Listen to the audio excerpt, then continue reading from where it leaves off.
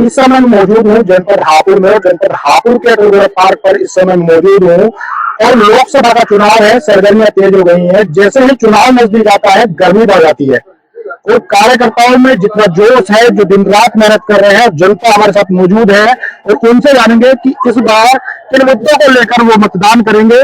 कुछ कार्यकर्ता हमारे साथ मौजूद है, उनसे बात करेंगे। क्या नाम है आपका? सुयश वशिष्ठ। अच्छा, इस बार लोकसभा के चुनाव है, एक बीजेपी ने जाने माने चेहरे को प्रत्याशी बनाया है। किन मुद्दों को लेकर आप मैदान में उतरे हैं, किन मुद्दों को लेकर आप मतदान करेंगे? देखिए, मुद्दे हमेशा भाजपा ने सेवा के लिए जनता के बीच में गई है और भाजपा कार्यकर्ता हमेशा सत्ता सेवा के लिए ही कार्य करता है। कितने विकास के कार्य ये हुए हैं, किसी से छुपा नहीं है। आज विपक्ष के पास विकास को लेकर कोई बात ही नहीं है। वो उल्टी सीधी बात तो जरूर कर देंगे आपसे कि प्रत्याशी ऐसा है जी, वहां ऐसा हो गया, वहां वैसा हो गया। ये नहीं बताएंगे कितने लोगों को शौचालय मिले हैं, कितने लोगों को घर मिले हैं, बिजली कितनी आ रही है, राशन किस प्रकार से मिल रहा है, सड़कें कितनी बनी हैं, हॉस्पिटल कितने बने हैं। इस पे कोई बात नहीं करेंगे। क्यों? क्योंकि उनके पास मुद्दा ही नहीं है। अच्छा, क्या कहते हैं कि आप हार रहे हो, जनता के मन में आपने जगह नहीं बना रखी। अगर जनता के मन में जगह नहीं बना रखी तो क्यों 2 बार भाजपा उत्तर प्रदेश में लगातार रिपीट हुई? 35 साल का इतिहास है।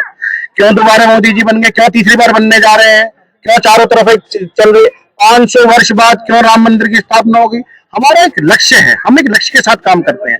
हवा में कोई फायर नहीं करते हैं। जो भी काम करते हैं पहले उस पर एनालाइज करते हैं, उसके बाद काम करते हैं। विपक्ष के पास कुछ नहीं कहने के लिए कि कई मुद्दे गिनवाए हैं बीजेपी सरकार में। भाई, राम मंदिर भी बना है। देखिए, ये राम मंदिर की बात करते हैं। राम मंदिर इन्होंने नहीं बनवाया, सुप्रीम कोर्ट के आदेश से राम मंदिर बना। इन्होंने बस एक काम करा, राम मंदिर के नाम पर दलाली खाई। राम मंदिर के नाम पर इन्होंने 2 करोड़ का प्लॉट 20 करोड़ में 20 घंटे बेच दिया। इन्होंने राम के नाम पर केवल दलाली करता और कुछ नहीं करते, राम की सेवा नहीं करते। ये जो विकास की बात कर रहे हैं, एक विकास परियोजना का नाम बता दें। इन्होंने द्वारका एक्सप्रेस में 1 किलोमीटर की सड़क जो है 25 करोड़ रुपए बनाई है। ऐसी कौन सी सड़क बन रही है जो है 250 करोड़ का उसमें घोटाला हो गया। सड़कों की बात करते हैं, सड़कों पर चल के देख लीजिए। टोल जो है हापुड़ से गाजियाबाद आप जाएंगे, कितने रुपए का टोल है जो है। आप हापुड़ उत्तर प्रदेश का सबसे छोटा जिला, यहाँ पर 3 टोल है, 4थे टोल की तैयारी हो रही है। सड़क पर चल लोगे आप? तो गरीब आदमी चल लेगा? ये बात करते हैं महिला न्याय की, महिलाओं को इन्हें तरक्की दे रहे हैं। क्या महिलाओं को तरक्की दे रहे हैं? महिलाओं के जो आरोपी हैं, जो उनका दुष्कर्म करते हैं, उन पर प्रताड़ना करते हैं, उन्हें आपने सांसद बना रखा है, उन पर कोई कार्रवाई नहीं होती है। देश की बेटी है, देश के पहलवान जो देश का नाम रोशन करा, ओलंपिक मेडल लेके आए, और इस देश के प्रधानमंत्री की आग्रह हुई। मणिपुर में बिटिया को जो है नंगा घुमाया गया, निर्वस्त्र घुमाया गया।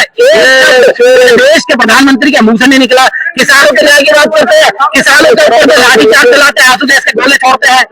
बात करते किसानों को हम जो सम्मान दे रहे हैं, ये किसी वर्ग को सम्मान नहीं दे रहे। युवाओं को सम्मान देने की बात करते हैं, अग्निवीर योजना लेके आते हैं। इनका जो एक नेता कहता है कि अग्निवीर योजना के बाद जो है मैं उन्हें अपने कार्यालय में चपरासी बना के रखूंगा। ये देश के सैनिक का सम्मान हो गया है।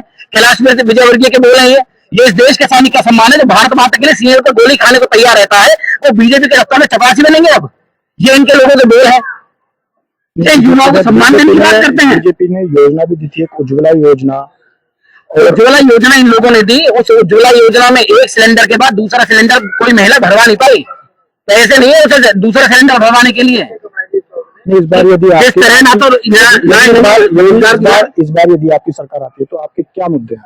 हमारा तो सबसे पहला मुद्दा जो हमारे गठबंधन का और इस देश के हर व्यक्ति का सबसे बड़ा मुद्दा यह है कि इस देश के संविधान को बचाना है और जहरीली और नफरत की सियासत से इस देश को बचाना है। इस देश के अंदर अमन चैन को कायम करना है। इस देश में ऐसी सत्ता नहीं बनानी जो कपड़े देख के दंगाई बता देती हो। इस देश में ऐसी सत्ता नहीं बनानी जो एक महिला सोनिया गांधी जी के बारे में इस देश के प्रधानमंत्री ने कितने अनर्गल शब्द कहे, मेरी जुबान से नहीं निकलेंगे। इस देश की महिला को हमें सम्मान दिलाना है, इस देश के किसान को हमें सम्मान दिलाना है, इस देश के मजदूर को, इस देश के हर तबके को, इस देश के शोषित वर्ग को हमें सम्मान दिलाना है।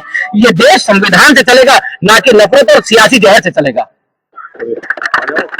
ये क्या नाम है आपका? मेरा नाम रफीक प्रकाश त्यागी है, मैं मेरठ से हूँ। अभी जैसे बीजेपी कार्यकर्ताओं ने अपनी उपलब्धियां गिनाई, सरकार की उपलब्धियां गिनाई, तो आप इससे कितने संतुष्ट हैं? सरकार की उपलब्धियां गिनाने इनका काम है। भाजपा के नेता है, भाजपा कार्यकर्ता जरूर गिनाएंगे, लेकिन मैं तो इस महंगाई के बारे में पूछना चाहता हूँ। इतनी महंगाई ये कब कम होगी बता दें भाजपा वाले? नहीं, काम तो किए हैं ना, वैसे भाजपा ने काम तो कुछ किए हैं। वो काम सब बेकार महंगाई के आ गए। जब आम आदमी को रोटी नहीं मिलेगी तो नहीं, देते रहे हैं, राशन तो दे रहे हैं। राशन दे रहे हैं पिछले तबके को, इनको काम दे रहे हैं। मीडियम वर्ग के लोग है, मध्यम वर्ग का लोग है ना, तो अपर में रहा ना नीचे में रहा। सबके विकास की बात थी, वो राशन तो सबको ही मिल रहा है। आधा विकास आधा साथ, सबका ना विकास हो रहा है ना सबका साथ है। आधा विकास है आधा साथ है। आधी पब्लिक महंगाई में त्राई कर रही है, लोग परेशान है इस महंगाई की वजह से। इस महंगाई पर ध्यान दे सरकार। आप तो हमें दे देंगे। क्या नाम है आपका? मैं कर्नल अमरदीप त्यागी हूँ जी। देखिए, वही एक जो काम गिना रहे हैं, काम तो जब ईस्ट इंडिया कंपनी थी उन्होंने भी किए थे, और आज की तारीख में भारतीय जनता पार्टी जो है उन्हीं चरण कमलों पे चल रही है जिस पैरों पे ईस्ट इंडिया कंपनी चलती थी।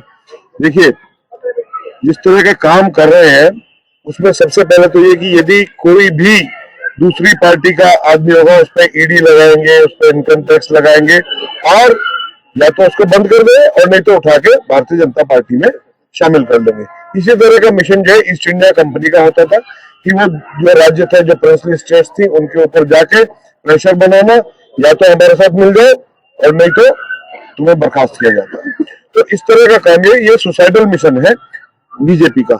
ये अपने आप ही खत्म हो जाएंगे। मैं ये नहीं कहता हूँ कि आज ये बहुत ऊंचाइयों पे है, सरकार बनाई है, 2 बार बनाई है, और मैं ये कहूंगा कि तीसरी बार भी शायद बना ले, लेकिन अभी नीचे की तरफ है। जिस तरह इन्होंने कहा सबका साथ सबका विकास, यदि सबका साथ सबका विकास होता है तो इतने समाज जो इनसे विद्रोह करके बाहर जा रहे हैं, आप देख रहे हैं ठाकुर समाज, ल्यागी समाज, सैनी समाज, आपका प्रजापति समाज, ये सब अब क्या इनको क्या करे, जाटों को मिला लो। चरण सिंह को सम्मान दिया, बहुत अच्छी बात है, उससे पहले दे सकते थे, नहीं दिया, लेकिन अब देखा कि जातियों को, जाटों को मिलाना तो ओके, चरण सिंह को जो भारत रत्न दो, इनको अपने साथ मिला लो। अब से 2 महीने पहले तक एक दूसरे को गालियां, एक दूसरे के ऊपर आरोप प्रत्यारोप, धरने प्रदर्शन। आज इनके गठबंधन में जो राष्ट्रीय लोकदल इनके साथ जुड़ी है, उन्होंने अग्निवीर के ऊपर कितने धरने प्रदर्शन किए। मैं ये कहता हूं कि यदि आज राष्ट्रीय लोकदल का यहाँ कोई रिप्रेजेंटेटिव नहीं है, यदि कल को वो अग्निवीर को वापस उसी फॉर्म में नहीं लाते जिसकी वो डिमांड कर रहे थे, क्या ये गठबंधन चल पाएगा? राष्ट्रीय लोकदल के लोग कहते हैं कि 400 पार का मतलब गन्ने का रेट भी 400 पार। यदि 400 पार गन्ने का रेट नहीं हुआ, क्या ये गठबंधन चल पाएगा? ये सब सिर्फ और सिर्फ खाने पीने की, सत्ता लेने की जो राजनीति चल रही है, जो कि गलत है। दूसरे मैं ये कहूंगा कि जो प्रजातंत्र को सबसे बड़ा आघात भारतीय जनता पार्टी अपने कैंडिडेट थोप कर, जनप्रिय कोई भी नेता नहीं है इनके पास, सिर्फ मोदी जी, योगी जी, डबल इंजन सरकार, उसके नाम पे आप देख लीजिए इनके किसी भी प्रतिनिधि से यदि बात करेंगे, यदि वो सांसद या कोई विधायक ये बता दे कि मैंने, पार्षद भी ये बता दे कि मैंने ये काम कराया है, वो सीधे सीधे बताएगा मोदी जी ने ये कर दिया, मोदी जी ने 370 हटा दी, मोदी जी ने 3 तलाक हटा दिया, मोदी जी ने सीए अलाउ कर दिया। उसके अलावा इनके पास कोई काम नहीं है। अब आप देखिए, मेरठ में पहले राजेंद्र अग्रवाल जी 3 बार, उन्हें दूसरी बार कोई नहीं चाहता था, लेकिन 3 बार इन्होंने टिकट दिया और जनता ने मोदी जी, योगी के नाम पे उन्हें जिताया। अब की बार देखा कि विकास तो कुछ किया नहीं, यहाँ का लोकल कोई प्रत्याशी कोई तैयार नहीं बात करने को, तो कहां से वो कलाकार को उठा लाए। देखिए, मेरठ हापुड़ क्षेत्र में कम से कम 100 रामलीला होती होंगी, और ऐसे राम के कलाकार, राम का एक्टिंग करने वाले यहाँ पे कितने हैं। लेकिन क्योंकि वो टीवी में काम किया था, पॉपुलैरिटी है, तो जनता की इमोशंस को एनकैश कर लो। चलिए, अभी आपके पास एक सबसे बड़ा सवाल है कि जो बीजेपी के जितने भी, चाहे वो प्रधानमंत्री हो, मुख्यमंत्री हो, जब सभाएं करते हैं तो उन्होंने, वो लोग जो है कांग्रेस और सपा पर, गठबंधन पर निशाना साधते हैं, बसपा पर नहीं, मायावती पर नहीं। ऐसा क्यों? ऐसा है, जो विपक्षी दल है जितने भी है, हम सबको एक मानते हैं।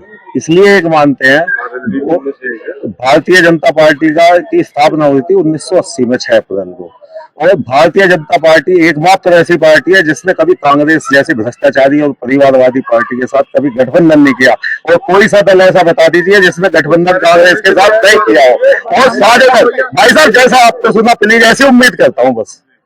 और दूसरी बात, जितने भी गठबंधन है सब में परिवारवाद घुसा हुआ। इवन मायावती जी ने भी किसे अपना उत्तराधिकारी बनाया, अपने भतीजे को, क्योंकि अविवाहित है, कोई बेटा नहीं है, मायावती जी का उत्तराधिकारी कौन होगा?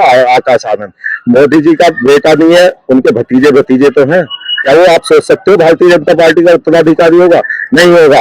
अगर गांधी परिवार में कोई पैदा हुआ है, उसके पैदा होते ही उस पर मालूम लग जाएगी ये आने वाला कांग्रेस का अध्यक्ष होगा या आने वाला प्राइम मिनिस्टर कैंडिडेट होगा। हालांकि वो बात दूसरी है। आज इंडी गठबंधन में दूल्हे के बिना दूल्हे की बनाते, बनाती सारे बनाती है, दूल्हा कोई नहीं है, या सारे दूल्हे हैं, बनाती कोई नहीं है। ये स्थिति है वहां की, क्योंकि हिम्मत नहीं है। कल मेरठ में अखिलेश यादव की एक जनसभा हुई थी जहां पर 2 घंटे वो लेट हुए थे। जब देखा गया वहां सभा में इतने लोग मौजूद नहीं थे। मैं तो कहीं ना कहीं यदि देखिए आपका सवाल जो है, पहले मैं इनके भैया का जवाब दे दूं। जो एनडी गठबंधन की टीम है जो परिवारवाद के सवाल उठा रही है, इनसे एक बार ये पूछे कि जय शाह कौन है? जय शाह जो वो कौन है? संदीप सिंह कौन है? अनुराग ठाकुर कौन है? इनका अगर ये मेरे महानुभाव जवाब दे दे तो इनसे जवाब दीजिए। ये बड़ा जो है छाती चौड़ा के कांग्रेस सिंह कौन है? इनसे जरा पूछिए एक बार कि कौन है जो परिवारवाद की बात करते हैं, वो कौन है? और जिस तरह अपने अपना जो सीधा चौड़ा के अगर हम बीजेपी है, आधी से ज्यादा बीजेपी में तो कांग्रेस के नेता है। अशोक चौहान कौन है? इनसे पूछिए। आरोप है इनके कि मैं जिनकी बात, क्योंकि कम ज्ञान होता है तो व्यक्ति ऐसी बात करता है, कोई बड़ी बात नहीं है। हमारे यहाँ जिनका इन्होंने नाम लिया ना, पंकज सिंह, बूथ अध्यक्ष से काम करा उन्होंने। वो किसी परिवार में नहीं। एक मुझे बता दिए, राहुल गांधी कौन से किसी बूथ के अध्यक्ष रहे? बताइए ना आप। ये बात है, संदीप सिंह से इनका काम करा, जितने भी ये नाम लिए सबने इनके ऊपर आए। दूसरी बात, हमारे यहाँ कोई नहीं है। अच्छा सुनिए, हमारे यहाँ दोनों जवाब दे रहे हैं। हमारे यहाँ राष्ट्रीय अध्यक्ष जेपी नड्डा जी, हमारे यहाँ राष्ट्रीय अध्यक्ष जेपी नड्डा जी। हमारा कोई कार्यकर्ता आपको अगले राष्ट्रीय अध्यक्ष का नाम नहीं बता सकता, इनका बता देगा। ये होता परिवार और कुछ नहीं है, ठीक है ना।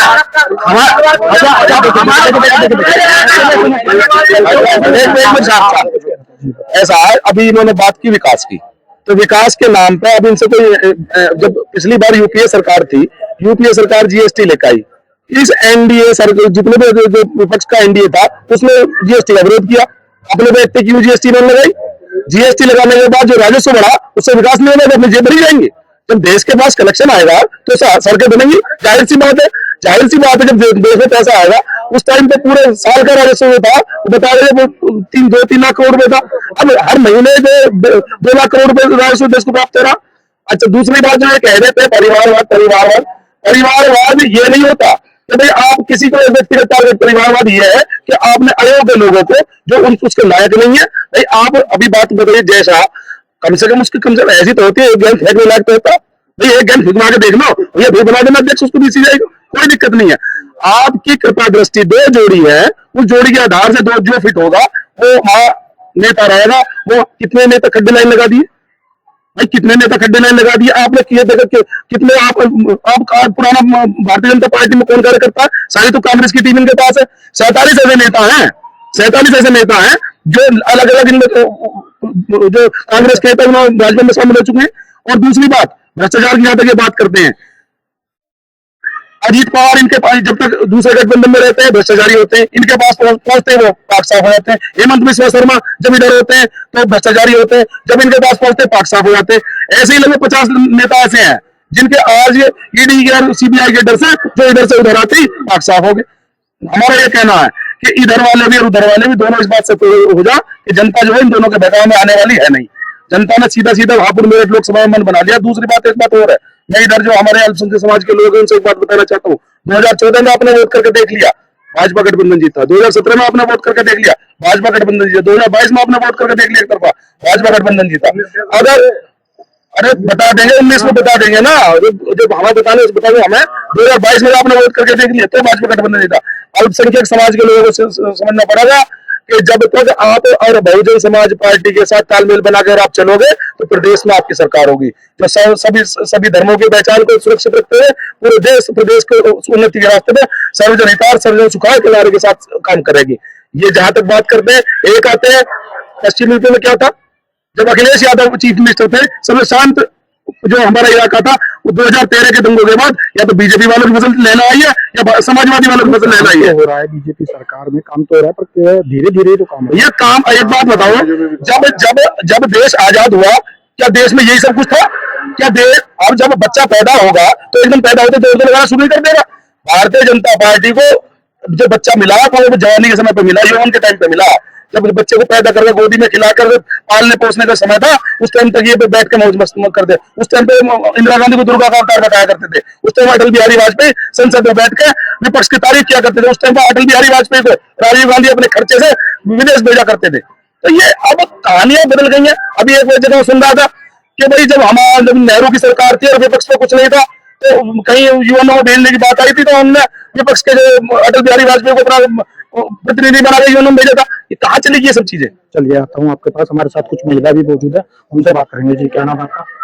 मेरा नाम संगीता शर्मा है।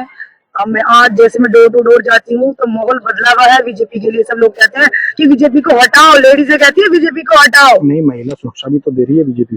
सुरक्षा का ऐसा वैसे ही चल रहा है घोटाला, ये लोग छुप छुप के करते हैं।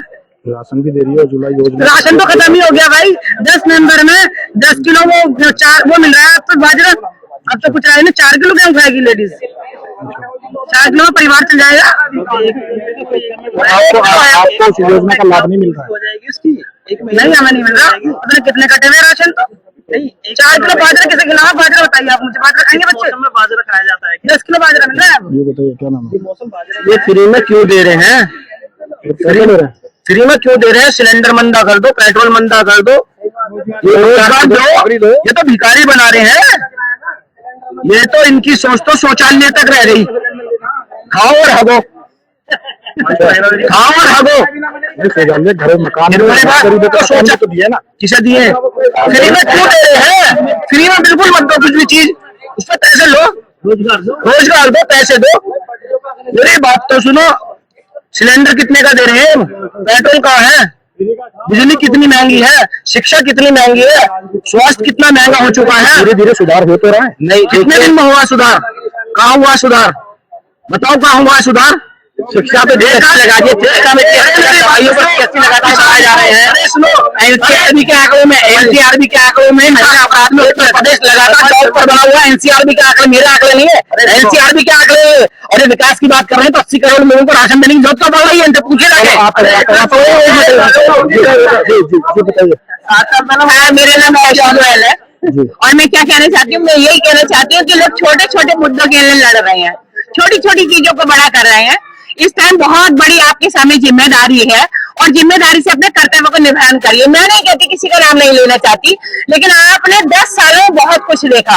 मैंने तो इतना कुछ देखा, मैं बचपन में पढ़ी थी, सब गलत पढ़ाया गया। शिक्षा प्रणाली तक हमारी गलत थी। हमें बाबा हिमायू को पढ़ाया गया, आज हम जागे हैं और जाग रहे हैं। धर्म और संस्कृति दोनों जाग रहे हैं। राम मंदिर बन रहा है और हमारे ऐसे मुद्दे जो कश्मीर में हम सोच ही नहीं सकते थे, जिन मुद्दों के लिए और हम समझते थे खून की नदियां बह जाएंगी, वो मुद्दे बने। और 3 तलाक के लिए भी हमारे मोदी जी उसको लेकर आए। मैं किसी का नाम नहीं लेती, लेकिन लगातार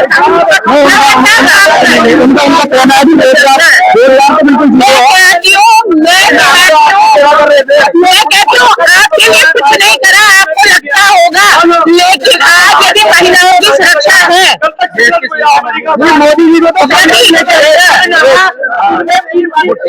यदि आज महिलाएं सुरक्षित है, यदि आज मेरी बेटी स्कूल जाने के बाद मैं बेफिक्र हूँ, तो आज मैं उन्हीं के ऊपर वो है बेरोजगारी। देखिए ऐसा सुनिए, असल में है क्या, वो है क्या, मैं आपको बताता हूँ। सबने की कॉन्सेप्ट बना रखा है क्या बेरोजगारी का, कि सरकारी नौकरी नहीं, सरकारी नौकरी ही केवल बेरोजगारी की बात होती है। अपना रोजगार करना, जितनी सड़क बनी है, जितने अस्पताल बने हैं, राम मंदिर बना है और मुद्रा लोन मिले हैं, रेहड़ी पटरी वाले तक को तो लोन मिल गया। उसमें अगर आपको बताओ, पहले बार 10,000 लोन था, अगर वो चुका दे तो 2,000 की सब्सिडी थी टाइम पे, उसके बाद 25,000 1 लाख रुपए तक का लोन मिला है। ये कहिए कि बहुत बढ़िया, किसी पैसे सब्सिडी पे सरकार सब्सिडी पे लोन दे रही है, सरकार सब्सिडी पे लोन दे रही है, अपने काम करने के लिए तो दे रही है, व्यापार करने के लिए बेरोजगार करने के लिए नहीं दे रही। बेरोजगार होगा तो वो कहाँ से लोन वापस करेगा? बेरोजगार होगा तो लोन कहाँ से वापस करेगा, इसलिए मैं कह रहा हूँ मुद्दे नहीं है, ये बात कोई मुद्दे नहीं है। अभी तक व्यापारियों की व्यापारियों की, सीटों की, इनामों की बात कर रही है, किसान की बात नहीं हुई। पिछले 10 साल से मैं देख रहा हूँ सत्ता पक्ष विपक्ष और विपक्ष सत्ता पक्ष को काउंटर करता चला रहा। इन दोनों के काउंटर में जो एनकाउंटर हो रहा है वो किसान कर रहा हूँ। मैं यहाँ से 3 किलोमीटर दूर असोड़ा गाँव वहाँ का निवासी हूँ, किसान भी हूँ। इनकी बात बता दो, मैं इन दोनों की बात बताता हूँ। आदमी इनकी बात तो ये है, 2007 में डॉक्टर स्वामीनाथन आयोग की रिपोर्ट लागू होनी थी जिसमें 1.5 गुना लागत का एमएसपी लागू होनी थी। 7 से 14 तक कांग्रेस की सरकार ही भूल गई। विपक्ष भाजपा हमारे साथ में जिंदाबाद मुर्दाबाद करती रही कि हम लाएंगे, हमारी सरकार बनाओ, हम एमएसपी लागू करेंगे, हम स्वामीनाथन लागू करेंगे। अपने घोषणा पत्र में लिख दो 2014 में। जयंत चौधरी चले गए, अब मेरे जयंत चौधरी भी मैं बताऊं वही आ रहा हूँ। उसके बाद में भाजपा आ गई, भाजपा भूल गई, अब ये आ गए, अब ये कर लेंगे किसानों के साथ में। ना किसानों के साथ में ये रहे ना ये रहे, ये जो विपक्ष होते तभी ना किसान याद आते हैं। मोदी जी कहते हैं कि हमने एमएसपी लागू कर दी। जब तुमने लागू कर दी तो गारंटी देने में क्या परेशानी है? जहाँ किसान मरवा दिए तुमने, पानी बौछार कर रहे हैं, तो गोली चलवा रहे हैं, वो अपना हक तो मांग रहे हैं। कोई भी भाई, हम अपना हक मांग रहे हैं, जो हमारी लागत है, लागत में जो हमारी लागत दे दो वापस, और उसमें हमें 50%। दूसरी बात एक भी सुनिए, जब आम आदमी वोट करने जाता है तो 2 आधारों पर करता है, 2 आधारों में वोट करता है। एक तो कैंडिडेट नहीं करता।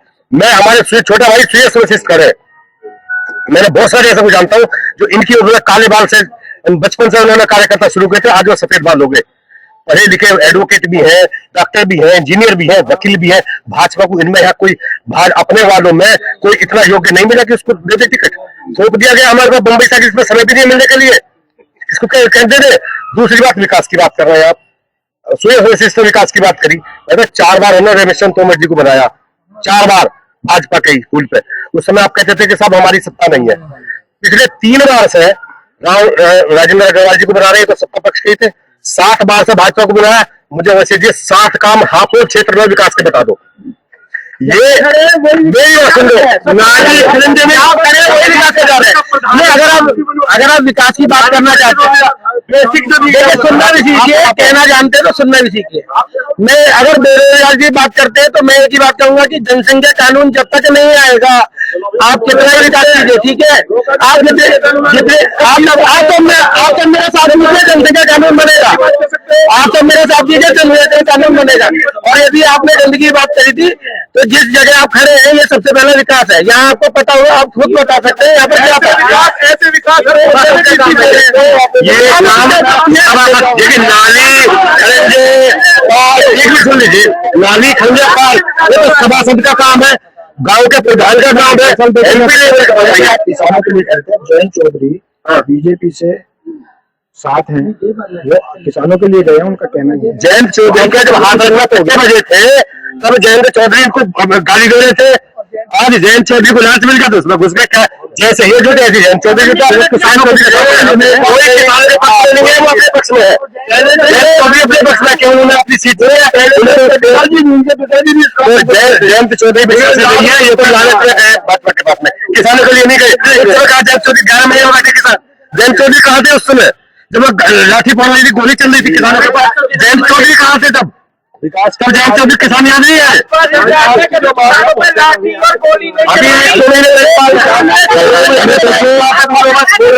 अलग है, बेरोजगारी मुद्दा है और नौकरी सबसे बड़ा मुद्दा है कि लोगों का जो भी कहना है कि बेरोजगारी ज्यादा है, इस वजह से अभी वो इस बार सरकार बदलने की बात कर रहे हैं। जनता का ये कहना है कि जब तक रोजगार नहीं मिलता तब तक वो सरकार से नाराज ही रहेंगे। उनका सबसे बड़ा मुद्दा है कि बेरोजगारी खत्म होनी चाहिए और युवाओं को रोजगार मिलना चाहिए। अमन त्यागी, जनता टीवी, हापुड़।